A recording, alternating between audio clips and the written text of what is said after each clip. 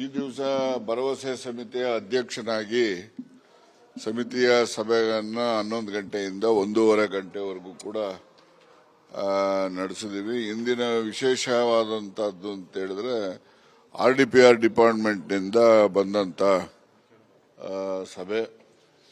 RDPR ಅಲ್ಲಿ ಅಂತ ಹೇಳಿದ್ರೆ ಸದನದಲ್ಲಿ RDPR ಸಚಿವರು ಯಾವುದೆಲ್ಲ ಸದಸ್ಯರುಗಳ ಪ್ರಶ್ನೆಗಳಿಗೆ ಭರವಸೆಗಳನ್ನು ನೀಡಿದ್ರು, ಆ ಭರವಸೆಗಳು ಎಷ್ಟು ಮಟ್ಟಿಗೆ ಕಾರ್ಯಗತ ಆಗಿದೆ, ಬಾಕಿ ಇರೋದು ಎಷ್ಟಿದಾವೆ, ಕಾರ್ಯಗತ ಆಗಿಲ್ಲದಿದ್ರೆ ಕಾರಣ ಏನು, ಅದನ್ನೆಲ್ಲವನ್ನು ಕೂಡ ವಿಮರ್ಶೆ ಮಾಡಿ ತುರ್ತಾಗಿ ಭರವಸೆಗಳನ್ನು ಈಡೇರಿಸತಕ್ಕಂತ ಸೂಚನೆಯನ್ನ ಕೊಡತಕ್ಕಂತ ಅಧಿಕಾರ ಸಮಿತಿಗಿದೆ. ಆ ಸಮಿತಿ ಹಿನ್ನೆಲೆಯಲ್ಲಿ ಇವತ್ತು ಸಭೆಯನ್ನ ಮಾಡಿ ಹಲವಾರು ವಿಚಾರಗಳನ್ನು ಚರ್ಚೆ ಮಾಡಿದ್ದೇವೆ. ಕೆಲವು ಪ್ರಮುಖವಾದಂತಹ ಸಲಹೆಗಳನ್ನು ಕೂಡ ಪಂಚಾಯಿತಿಗಳು ಏನೆಲ್ಲ ಸಮಸ್ಯೆಗಳನ್ನು ಎದುರಿಸುತ್ತೆ, ಆ ಸಮಸ್ಯೆಗಳನ್ನು ನಿವಾರಣೆ ಮಾಡಲಿಕ್ಕೆ ಏನೆಲ್ಲ ಕ್ರಮಗಳನ್ನು ಇಲಾಖೆಯಿಂದ ತಗೋಬೇಕು ಅಂತಕ್ಕಂಥ ಬಗ್ಗೆನೂ ಕೂಡ ನಮ್ಮ ಸಮಿತಿಯಲ್ಲಿ ಎಲ್ಲ ಹಿರಿಯ ಶಾಸಕರುಗಳೆಲ್ಲ ಇದ್ದಾರೆ. ಅದರಲ್ಲಿ ನಮ್ಮ ಮಂಜುನಾಥ್ರವರು, ಅವರು ಕೂಡ ರಸ್ತೆಗಳು, ಅವರು ಹಾನೂರಿನ ಶಾಸಕರಿದ್ದಾರೆ. ರಸ್ತೆಗಳು ಏನಿದೆ ಹಳ್ಳಿಗಾಡಿನಲ್ಲಿ ಒಂದು ಭೂಮಿಯಿಂದ ಇನ್ನೊಂದು ಭೂಮಿಗೆ ಮೊದಲಿಂದನೂ ಕೂಡ ಬದು ಮೇಲೆ ಓಡಾಡ್ಕೊಂಡಿದ್ರು. ನಕಾಶೆ ರಸ್ತೆ ಇದ್ರೆ ಅಥವಾ ಕಾರ್ಟ್ ರೋಡ್ ಏನಾದ್ರು ಬಂದ ನಕಾಶೆನಲ್ಗಳು ಇದ್ರೆ ಅದನ್ನ ಕುಲ ಮಾಡಿಸ್ತಕ್ಕಂಥದ್ದಕ್ಕೆ ಅಧಿಕಾರ ಇದೆ, ಕಂದಾಯ ಇಲಾಖೆಯವರು ಮಾಡಿಸ್ತಾರೆ. ಆದ್ರೆ ವಾಡಿಕೆ ರಸ್ತೆಗಳು ಇರ್ತವೆ. ಈಗ ಏನಾಗ್ತದೆ, ಮುಂದೆ ಯಾರ್ದೋ ಒಬ್ರು ಭೂಮಿ ಯಾರೋ ಬಲಾಢ್ಯರು ತಗೊಂಡ್ಬಿಟ್ರೆ ಅವ್ನು ಫೆನ್ಸಿಂಗ್ ಹಾಕ್ಬಿಟ್ರೆ ವಾಡಿಕೆ ರಸ್ತೆನೇ ಇರೋದಿಲ್ಲ, ಪೂರ್ಣವಾಗಿ ಮುಚ್ಚಿಬಿಡ್ತಾರೆ. ಮೊದಲೆಲ್ಲ ಬದು ಮೇಲೆ ಆಳುಗಳು, ಅವರು ಹುಲ್ಲುವರೆಗಳು, ಭತ್ತದ ಹೊರೆ ಇರ್ಬೋದು, ಇನ್ನೊಂದು ಇರ್ಬೋದು, ಸಾಮಗ್ರಿಗಳಿರ್ಬೋದು, ಒಬ್ಬೊಬ್ರು ತಗೊಂಡು ಹೋಗ್ತಾ ಇದ್ರು. ರೈತರು ಕೂಡ ಸಹಕಾರ ಕೊಡ್ತಾ ಇದ್ರು. ಈಗ ಇವರು ಆ ಕಾಲದಲ್ಲಿ ಈ ಕಾಲದಲ್ಲಿ ಎಲ್ಲ ಫೆನ್ಸಿಂಗ್ ಹಾಕೋದ್ರಿಂದ ಇವರು ಹೋಗ್ಬೇಕಂದ್ರೆ ಹೆಲಿಕಾಪ್ಟರ್ ಹೋಗ್ಬೇಕು, ಆ ತರ ಆಗ್ಬಿಡ್ತಾ ಐತೆ. ಅದಕ್ಕೋಸ್ಕರ ಅದು ಮುಂದೂ ಕೂಡ ಇನ್ನೂ ಇದು ದೊಡ್ಡ ಬೃಹದಾಕಾರವಾಗಿ ಸಮಸ್ಯೆ ಬರ್ತದೆ. ಅದನ್ನ ನಿವಾರಣೆ ಮಾಡಲಿಕ್ಕೆ ಈಗಲಿಂದನೇ ಯಾವ್ದಾದ್ರು ಮಾರ್ಗೋಪಾಯ ಕಂಡುಕೋಬೇಕು ಅಂತಕ್ಕಂಥದ್ದು ಬಹಳ ಪ್ರಮುಖವಾಗಿ ಈ ದಿವಸ ಚರ್ಚೆನೂ ಮಾಡಿದ್ದೇವೆ. ಅದ್ರ ಜೊತೆನಲ್ಲಿ ಈ ಆಸ್ತಿ ಇದೆಯಲ್ಲ, ಸಾರ್ವಜನಿಕ ಆಸ್ತಿ ಅಂದ್ರೆ ಹಳ್ಳಿನಲ್ಲಿ ಒಂದು ಸ್ಕೂಲ್ ಕಟ್ಕೋಬೇಕು ಅಂತ ಅಂದ್ರೆ ಊರ್ನವರು ಕಟ್ಕೊಳ್ರಪ್ಪ ಎಷ್ಟನ ಆಗ್ಲಿ ಅಂತ ಹೇಳಿರ್ತಾರೆ. ಇವ್ರು ಕಟ್ಕೊಂಡ್ಬಿಟ್ಟು ಇರ್ತಾರೆ. ಯಾಕೆಂದ್ರೆ ನೀವು ಎಲ್ಲ ಹಳ್ಳಿಯಿಂದ ಬಂದ್ರೆ ನಿಮಗೂ ಕಷ್ಟ ಇರೋದು ಗೊತ್ತಿರುತ್ತೆ. ಒಂದು ಆಸ್ಪತ್ರೆ ಕಟ್ಟಬೇಕು ಅಂದ್ರೆ ಕಟ್ಕೊಳಪ್ಪ ಅಂತಾರೆ. ಒಂದು ಅಂಗನವಾಡಿ ಕಟ್ತೀವಿ ಅಂದ್ರೆ ಕಟ್ಕೊಳ್ರಿ ಎಲ್ಲ ಒಂದ್ ಕಡೆ ಪಾಪ ಮಕ್ಕಳಿಗೆ ಅಂತೇಳಿ ಬಹಳ ಉದಾರವಾಗಿ ಹಿರಿಯರೆಲ್ಲ ಕೊಟ್ಟಿರ್ತಾರೆ. ಈಗ ಏನಾಗಿದೆ, ಈಗ ನಮ್ಮಲ್ಲೇ ನನ್ನ ಕ್ಷೇತ್ರದಲ್ಲೂ ಕೂಡ ನಮ್ಮ ಜಿಲ್ಲೆನಲ್ಲೂ ಬಹಳಷ್ಟು ನಮ್ಮ ಅನುಭವಕ್ಕೆ ಬಂದಿರತಕ್ಕಂಥದ್ದು ಅಂತ ಹೇಳಿದ್ರೆ, ಹಿಂದೆ ಒಂದು ವೆಟರ್ನರಿ ಆಸ್ಪತ್ರೆ ಬಹಳ 3 ತಲೆಮಾರಿನ ಹಿಂದೆ ಕಟ್ಟಿದ್ದಾರೆ. ಈಗ ಅದನ್ನ ಕೆಡಬಿಟ್ಟು ಹೊಸದಾಗಿ ಕಟ್ಟಬೇಕು. ಕೆಡವವರೆಗೂ ಸುಮ್ಮನಿರ್ತಾರೆ. ಕೆಡವಿದ ಮೇಲೆ ಅಲ್ಲಿ ಹೋಗ್ತಿದ್ದಂಗೆ ಕಟ್ಟಲಿಕ್ಕೆ ಇಲ್ಲ ರೀ, ನಮ್ ತಾತ ಕೊಟ್ಟವನ್ನ ಅಷ್ಟೇ ಕಂಡ್ರಿ, ನಾವು ಕೊಡಲು ಹೋಗ್ರಿ, ಇದು ನಮ್ದೇ ಇದು ಅಂತಾರೆ. ಈ ರೀತಿ ತೊಂದರೆಗಳು ಆಗ್ತವೆ. ಅದಕ್ಕೋಸ್ಕರ ಈ ತರದ ತೊಂದರೆಗಳನ್ನ ಮುಂದೆ ಅನುಭವಿಸಬಾರದು ಅಂತೇಳಿ ಈಗ ಗ್ರಾಮ ಪಂಚಾಯತಿ ಕಚೇರಿಗಳಿದ್ದಾವೆ, ಎಲ್ಲೋ ಕಟ್ಕೊಂಡಿದ್ದಾರೆ. ಅದರದೇ ದಾಖಲೆ ಆ ಪಂಚಾಯತಿಲಿ ಮಾಡಿಕೊಂಡಿಲ್ಲ, ಅವರು ಖಾತೆನೇ ಮಾಡ್ಕೊಂಡಿರೋದಿಲ್ಲ ಅವರು. ಮತ್ತೆ ಸ್ಕೂಲ್ಗಳು ಕಟ್ಟಿದ್ದಾವೆ, ಸ್ಕೂಲ್ ರೂಮ್ ಕಟ್ಟಿದ್ದಾರೆ, ಇನ್ನು ದಾನಿಗಳು ಕೊಟ್ಟಿರ್ತಾರೆ. ಈಗ ಅದನ್ನು ಕೂಡ ಪಂಚಾಯತಿಗಾಗ್ಲಿ ಸರ್ಕಾರಕ್ಕಾಗ್ಲಿ ಯಾವುದೇ ಅದರ ಮೇಲೆ ಅಧಿಕಾರ ಇರುವಂತ ದಾಖಲೆಗಳು ಆಗಿಲ್ಲ. ಆ ಒಂದು ದೃಷ್ಟಿಯಿಂದ ಆ ರೀತಿ ಪಂಚಾಯತಿಗೆ ಸಂಬಂಧಪಟ್ಟಿದ್ದು ತಾಲೂಕು ಮತ್ತೆ ಗ್ರಾಮ ಪಂಚಾಯತಿ ವ್ಯಾಪ್ತಿನಲ್ಲಿ ಬರ್ತಕ್ಕಂಥ ಸರ್ಕಾರಿ ಆಸ್ತಿಗಳು ಯಾವ್ಯಾವಿದಾವೆ ಅವನ್ನೆಲ್ಲವನ್ನು ಕೂಡ ಆಯಾ ಇಲಾಖೆಯ ಹೆಸರಿಗೆ ಅದು ಹಸ್ತಾಂತರ ಅಂತಲ್ಲ, ಅದು ಅವರ ಹೆಸರಿಗೆ ದಾಖಲಾತಿಗಳು ಆಗ್ಲಿ ಅಂತ ಹೇಳಿ ಅದನ್ನ ಆ ಕ್ರಮವನ್ನು ಕೂಡ RDPR ನಿಂದ ತಗೋಬೇಕು ಅಂತಕ್ಕಂಥದ್ದು.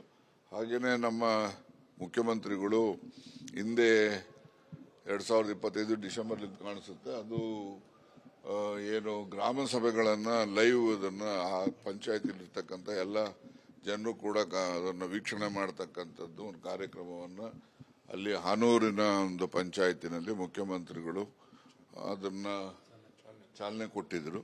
ಅದೇ ರೀತಿ ರಾಜ್ಯದಲ್ಲಿ ಇರ್ತಕ್ಕಂಥ ಎಲ್ಲ ಗ್ರಾಮ ಸಭೆ, ಎಲ್ಲ ಪಂಚಾಯತಿ ವ್ಯಾಪ್ತಿಯಲ್ಲಿ ಬರ್ತಕ್ಕಂಥ ಗ್ರಾಮ ಸಭೆಗಳಿಗೆ ಒಂದು ಲೈವ್ ಇದನ್ನ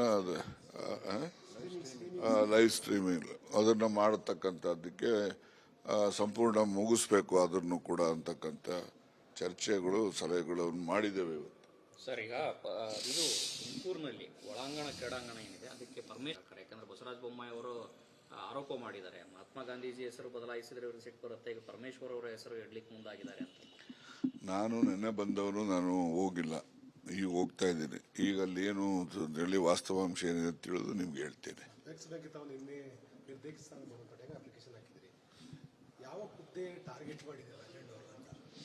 ರೀ, ಅಪೆಕ್ಸ್ ಬ್ಯಾಂಕ್ 32 ವರ್ಷದಿಂದ ಇದ್ದೀನಿ ನಾನು. 92ನಲ್ಲಿ ನಾನು 42 ವರ್ಷ ಇತ್ತು ಅವಾಗ ನಾನು ಅರ್ಜಿ ಹಾಕ್ದವನು ಫಸ್ಟ್, ಗೊತ್ತಾಯ್ತಾ. ನನ್ನ ಜೊತೆನಲ್ಲಿ BS ವಿಶ್ವನಾಥ್, MC ನಾಣಯ್ಯನವರು, ಗುರುಪಾದಪ್ಪ, ಕೋಟೋಜಿರಾವ್, ಅಜ್ಜಿಬಾಳ್ ಹೆಗ್ಡೆ ಇವ್ರ ಜೊತೆನಲ್ಲಿ ನಾನು ಅವಾಗ ಇನ್ನೂ ಚಿಕ್ಕ ಹುಡುಗ, ನಾನು 40 ವರ್ಷ ಅಂತ, ಇವರೆಲ್ಲ 70+ನವರೆಲ್ಲ. ಆ ಕಾಲದಲ್ಲಿ ನಾನು ಅಪೆಕ್ಸ್ ಬ್ಯಾಂಕ್ಗೆ ತುಮಕೂರು ಜಿಲ್ಲಾ ಬ್ಯಾಂಕಿನ ವತಿಯಿಂದ ನಿರ್ದೇಶಕನಾಗಿ ಆಯ್ಕೆ ಆಗಿದೆ. ಅದು ನಿರಂತರವಾಗಿ ಇಲ್ಲಿವರೆಗೂ ಇದ್ದೇನೆ, ಅದೇನು ಹೊಸದೇನಲ್ವಲ್ಲ. ಆಗ್ಲಿ, ಸಂತೋಷ. ಬೇಡ ಅಂತ ಯಾರು ಹೇಳಿದ್ರು? ಏನಂತ? ಅಲ್ಲೆಲ್ಲ ನೋಡಿ, ನಾನು ಮಂತ್ರಿ ಇದ್ರು ಅಲ್ಲಿ ಡೈರೆಕ್ಟರ್ ಇದ್ದೆ, ಮಂತ್ರಿ ಇದ್ದಾಗಲೂ ಡೈರೆಕ್ಟರ್ ಇದ್ದೆ. ಈಗ ಡೈರೆಕ್ಟರ್ ಸ್ಥಾನಕ್ಕೆ ಈಗ ಚುನಾವಣೆ ನಡೀತಾ ಇದೆ, ಚುನಾವಣೆಗೆ ಅರ್ಜಿ ಹಾಕಿದ್ದೀನಿ ಡೈರೆಕ್ಟರ್ ಸ್ಥಾನಕ್ಕೆ. ಅಷ್ಟು ಹೊರತುಪಡಿಸಿ ಮತ್ತೇನು ವಿಶೇಷತೆ ಏನಿದೆ?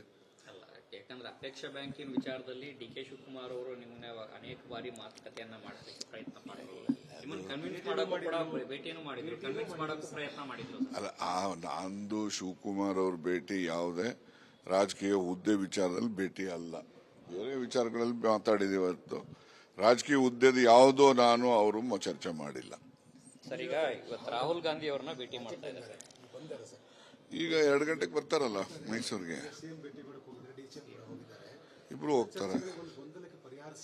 ಸಿಗ್ಲಿ ಅಂತ ನಾನು, ಸಿಗಬೇಕು. ಇಲ್ಲಾಂದ್ರೆ ನೋಡಿ, ಗೊಂದಲ ಪರಿಹಾರ ಈಗ ಶಿವಕುಮಾರ್ ಹೇಳ್ತಾರೆ, ಮಾತು ಕೊಟ್ಟಿದ್ರು ಅಂತಾರೆ, ಅವ್ರು ಏನೋ ಆ ಥರ ಚರ್ಚೆ ಆಗಿಲ್ಲ ಅಂತ ಮುಖ್ಯಮಂತ್ರಿಗಳು ಹೇಳ್ತಾರೆ. ಬಟ್ ಯಾರು ಏನೇ ಮುಖ್ಯಮಂತ್ರಿಗಳು ಏನು ಹೇಳ್ತಾರೆ, ಆ ಥರದ್ದು ಯಾವುದೂ ಚರ್ಚೆಗಳು ಇಲ್ಲ ಅಂತ ಹೇಳಿದ್ರು ಕೂಡ ಕಡೆಗೆ ಏನು ಹೇಳ್ತಾರೆ, ಹೈಕಮಾಂಡ್ ಏನು ತೀರ್ಮಾನ ಮಾಡ್ತಾರೋ ಆ ತೀರ್ಮಾನಕ್ಕೆ ಬದ್ಧ ಅಂತಾರೆ.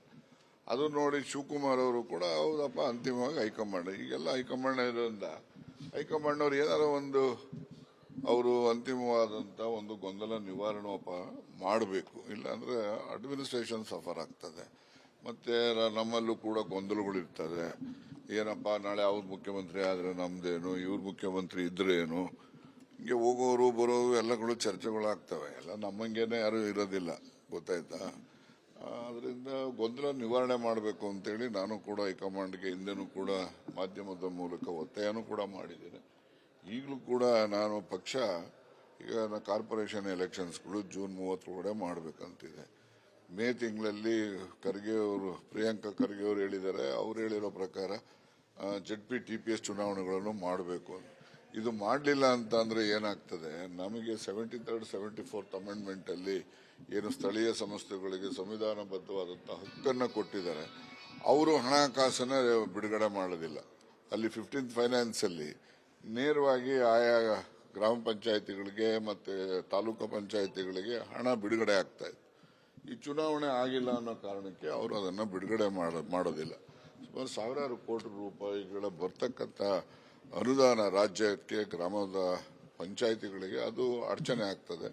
ಅದರಿಂದ ಚುನಾವಣೆಗಳನ್ನು ಆದಷ್ಟು ಬೇಗ ಮಾಡಬೇಕು ಅಂತಕ್ಕಂಥ ಒತ್ತಾಯನೂ ಕೂಡ ಇದೆ. 16 ನಂತರದಲ್ಲಿ ಒಂದು ಸಿಹಿ ಸುದ್ದಿ ಸಿಗಬೇಕು ಅನ್ನೋಂತ ಮಾತುಗಳನ್ನ ಯಾವುದು DK ಶಿವಕುಮಾರ್ ಅವರ ಬೆಂಬಲಿತ ಶಾಸಕರು ಇರ್ಲಿ ಆಯ್ತು, ಬರ್ಲಿ ಸುದ್ದಿ. ಯಾರು ಬೇಡ ಅಂತ ಹೇಳಿದ್ದಾರೆ? ಯಾರು ಬೇಡ ಅನ್ನೋ ನೋಡಿ, ಸಿಹಿ ಸುದ್ದಿ ಕೊಡ್ತಾರೋ ಕಹಿ ಸುದ್ದಿ ಕೊಡ್ತಾರೋ ಅದು ಹೈಕಮಾಂಡ್ ಅವ್ರ ಜೊತೆಲಿದೆ, ಅವ್ರು ಕೊಡ್ತಾರೆ. Thank you. ಕ್ಯಾಬಿನೆಟ್ ರೀಶಫಲ್ ಆಗುತ್ತಾ ಅಥವಾ CM ಕುರ್ಚಿಗೆ ಆಗುತ್ತಾ ನೋಡ್ರಿ, ಕ್ಯಾಬಿನೆಟ್ ರೀಶಫಲ್ ಅದು ಸಿದ್ದರಾಮಯ್ಯನವರು ಅನುಕೂಲ ಆಗೋದು. ಕ್ಯಾಬಿನೆಟ್ ರೀಶಫಲ್ ಆಗ್ಲಿಲ್ಲ ಅಥವಾ ಇವರು ಕೂಡ ಮುಖ್ಯಮಂತ್ರಿ ಆಗಿರ್ಲಿ, ಅವ್ರಿಗೂ ಒಂದು ಅವಕಾಶ ಕೊಡಬೇಕು ಅಂತೇಳಿ ಹೈಕಮಾಂಡ್ ತೀರ್ಮಾನ ಮಾಡಿದ್ರೆ ಆ ತೀರ್ಮಾನಕ್ಕೆ ಇಬ್ರು ಬದ್ರಲ್ಲ, ಅವ್ರ ಜೊತೆಲಿ ಎಲ್ರಿಗೂ ಕೂಡ ಬದ್ರು. Thank you. ನಿರ್ಭೀತ, ನಿಷ್ಪಕ್ಷಪಾತ, ವಿಶ್ವಾಸಾರ್ಹ ಸುದ್ದಿಗಳಿಗೆ ಮತ್ತೊಂದು ಹೆಸರಾಗಿರುವಂತ ನ್ಯೂಸ್ 18 ಕನ್ನಡ ಈಗ ಆಪ್ನಲ್ಲೂ ಲಭ್ಯವಿದೆ. ದಯವಿಟ್ಟು ಇಲ್ಲಿರುವ QR ಕೋಡ್ ಅನ್ನ ಸ್ಕ್ಯಾನ್ ಮಾಡಿಕೊಂಡು ಆಪ್ ಅನ್ನ ಡೌನ್ಲೋಡ್ ಮಾಡೋದಕ್ಕೆ ಮರಿಬೇಡಿ. ನಿಮ್ಮ ಬೆಂಬಲ ಹೀಗೆ ಸದಾ ನಮ್ಮೊಂದಿಗಿರಲಿ. ಧನ್ಯವಾದ.